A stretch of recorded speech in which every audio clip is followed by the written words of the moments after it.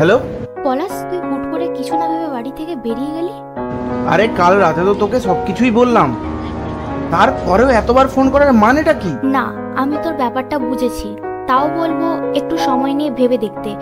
মাথা গরম করে বাড়ি থেকে বেরিয়ে গেলে সমস্যার সমাধান হয় না পলাশ। আর আশা করছি তুই আমার পরিস্থিতিটা বুঝতেই পারছিস। দেখ পলাশ, তুই শুধু তোর নিজের পরিস্থিতির কথা ভাবলি, তোর মায়ের কথাটাও একটু ভেবে দেখ। তাহলে তুই বল এবার আমি কি করব? তার তো এই পৃথিবীতে তুই ছাড়া আর কেউ নেই রে। ব্যাপারটা বোঝার চেষ্টা কর, তুই ফিরে আয়, কিছু না কিছু একটা উপায় ঠিক বেরিয়ে যাবে। তুই না একদমই বুঝতে পারছিস না।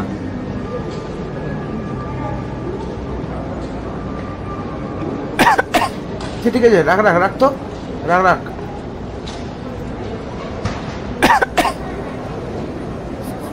জল খান। আরে খান। আরে ওটাই তো জল নেই, এটাই আছে, এটাই খান।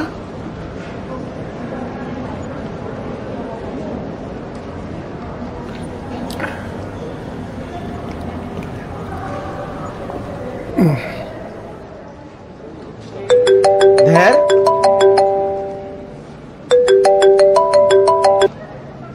হ্যাঁ কি বলছো বলো? তুই কোথায় চলে গেলি? ফিরে আয় না বাবা। আরে একবার যখন বাড়ি থেকে বেরিয়ে পড়েছি, বাড়ি এখন আমি আর ফিরছি না। যা হওয়ার হয়ে গেছে, তুই বাড়ি ফিরে আয়। তুই ঠিক আছিস তো বাবা? হ্যাঁ হ্যাঁ আমি ঠিক আছি। আরে দূর, ফোনটা এখন রাখো তো, ভাল লাগছে না কথা বলতে এখন। বাড়ি ছেড়ে কোথাও যাচ্ছ বাবা? কোথাও কিছু নেই, সব ফাঁকা। আপনি কি আমাকে কিছু বলছেন? বলছিলাম বাড়ি ছেড়ে কোথাও যাচ্ছ? আপনাকে কে বললো আমি বাড়ি ছেড়ে কোথাও যাচ্ছি? না, তোমাদের ওই ফোনে কথাবার্তা শুনে যেটা মনে হলো, তোমাকে কিছু বললাম বলে মনে করো না বাবা। আমি পাগল মানুষ। পালাও পালাও পালাও পালাও, তুই পালাও পালাও। ওরা আসছে, ওরা আসছে, পালাও। ওরা আসছে, পালাও পালাও। পালাবো? কিন্তু ওরা কারা? সবার মুখে গামছা বাঁধা, হ্যাঁ, আর হাতে হাতে ধারালো অস্ত্র। হ্যাঁ, তুমি পালা বাবা, পালা পালা পালা পালা। কি সব যে বলছেন? আরে আপনি কোথায় থাকেন বলুন তো? আমি, হ্যাঁ, আমি এখানে থাকি, ওখানে থাকি, কোথায় থাকি কে জানে। আরে আপনাকে আমি কোথায় নিয়ে যাই বলুন তো? ওই দিকে, যেখানে আমার বউ আছে, আমার একটা বাচ্চা আছে, কতদিন দেখিনি ওদের। আমাকে একটু নিয়ে যাও বাবা। দাদা, আরে ও দাদা, শুনুন না। হ্যাঁ কি হয়েছে বলুন। আরে হ্যাঁ একটু শুনুন না। আরে এই বুড়ো লোকটাকে আপনি দেখেছেন কোথাও? ওনার বাড়ি কোথায় আপনি জানেন? না দাদা, কোনোদিন তো দেখিনি। আরে উনি তো কিছুই বলতে পারছেন না ওনার বাড়ি কোথায়। না না, ও পাগল লোক, এখানে ওকে মাঝে মধ্যে দেখা যায়। আর পাগলের কথা দাদা ছাড়ুন না, সবাই সবার কাজে ব্যস্ত, আমারও একটু তাড়া আছে, আমি আসছি। আরে কঠিন ঝামেলায় পড়েছি বাবা। ধ্যার বাবা।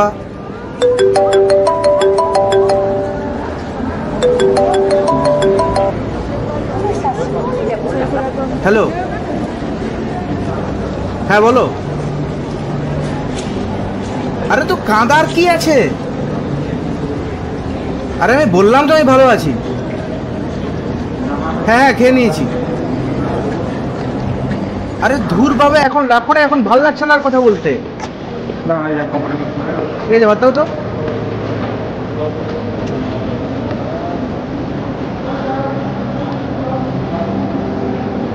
আরে ও মশাই, আরে আমি তো এবার চলে যাবো এখান থেকে। আপনি কোথায় যাবেন বলুন।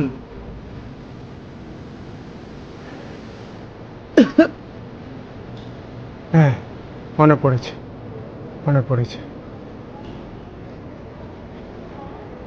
সব মনে পড়েছে, সব মনে পড়েছে, মনে পড়েছে। আরে কি মনে পড়েছে? কোথায় থাকেন বলুন।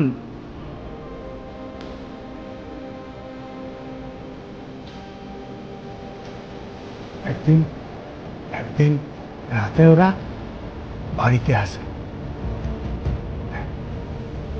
তখন অনেক রাত।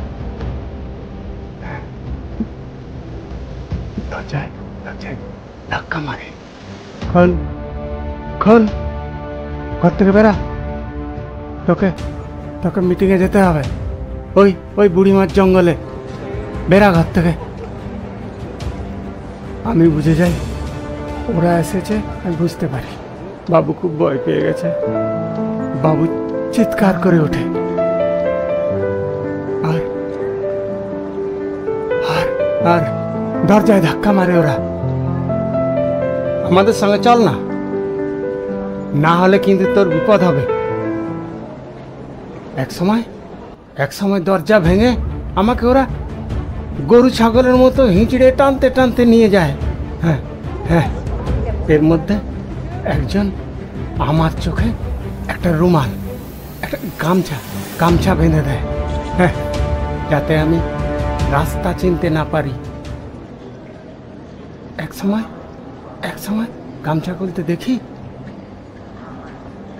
জঙ্গলের মাঝে মিটিং হচ্ছে, সবার মুখে গামছা বাঁধা। হঠাৎ গুলি শব্দ, সবাই পালিয়ে অন্ধকারে গা ঢাকা দেয়। আমি কিছু বুঝে ওঠার আগেই ধরা পড়ে যায় পুলিশের হাতে। তারপর আমার আর কিছু মনে নেই। ওরা মানে ওরা কারা ছিল? বলতে পারছি না, তবে আমাকে পুলিশ মাওবাদী বলে গ্রেপ্তার করে নিয়ে যায়। হ্যাঁ, মাওবাদী? আরে সে তো অনেক বছর আগের ঘটনা বলছেন আপনি। আলোটা বন্ধ করো, আলোটা বন্ধ করো, ওরা আসছে, তুমি পালাও, ওরা আসছে, পালাও।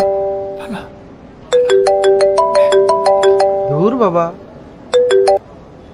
হ্যালো, হ্যাঁ মা বলো। তুই ঠিক আছিস তো বাবা? আরে না আমি ঠিক আছি। তুই এখন কোথায় আছিস? আরে আমি ওই যে সর্ডিয়া স্টেশনে আছি। তুই যেখানে আছিস তাড়াতাড়ি বাড়ি ফিরে আয়। তুই খাবার খেয়েছিস? তুমি চিন্তা করো না মা।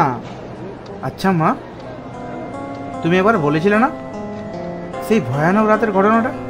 হ্যাঁ হ্যাঁ যেদিন বাবাকে ওরা তুলে নিয়ে যায়। হ্যাঁ, কিন্তু তুই আমাকে এসব কথা কেন বলছিস? কেন, কিছু কি হয়েছে? তুই ঠিক আছিস তো বাবা? না সব ঠিক আছে। আচ্ছা মা, ভালো করে ভেবে বলো তো। হ্যাঁ, কি হয়েছে বল। বাবার শরীরে এমন কোনো চিহ্ন ছিল যেটা দেখলে চেনা যাবে? ছিল তো, তোর বাবার ডান হাতের কবজিতে একটা কালো জন্মদাগ ছিল। আচ্ছা, এসব জেনে তুই কি করবি? হ্যাঁ, আর কিছু? তোর কি হয়েছে বলতো? সেই থেকে তোর বাবার কোনো অস্তিত্ব পাওয়া যায়নি। তোর বাবা নিখোঁজ। তোর বাবা আর বেঁচে নাই বেটা। নিখোঁজ?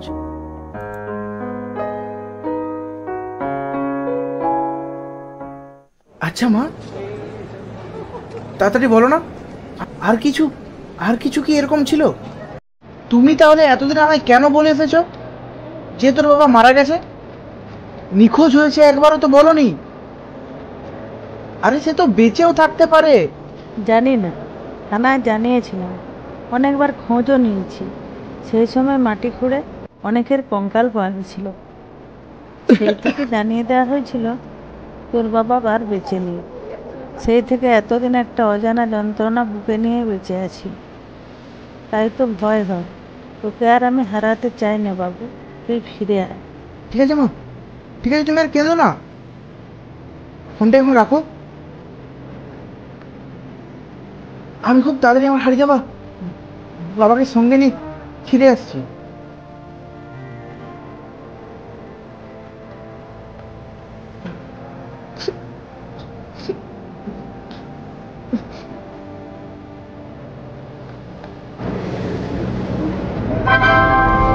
कृपया ध्यान दीजिए, गाड़ी संख्या 1341 फरक्का एक्सप्रेस मालगांव से चलकर सुल्तानपुर, लखनऊ, कानपुर सेंट्रल, दिल्ली जंक्शन के रास्ते भटिंडा को जाने वाली है। कुछ ही समय में प्लेटफॉर्म क्रमांक 9 पर आ रही है।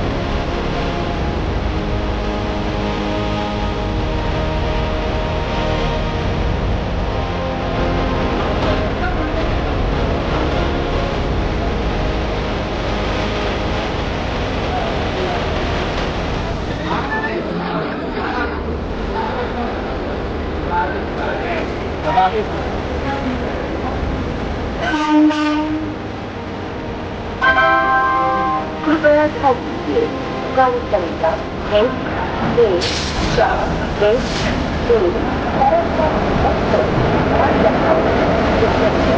सुल्तानपुर, लखनऊ, कानपुर सेंट्रल, दिल्ली जंक्शन के रास्ते भटिंडा को जाने वाली है। कुछ ही समय में प्लेटफॉर्म क्रमांक 9 पर आ रही है।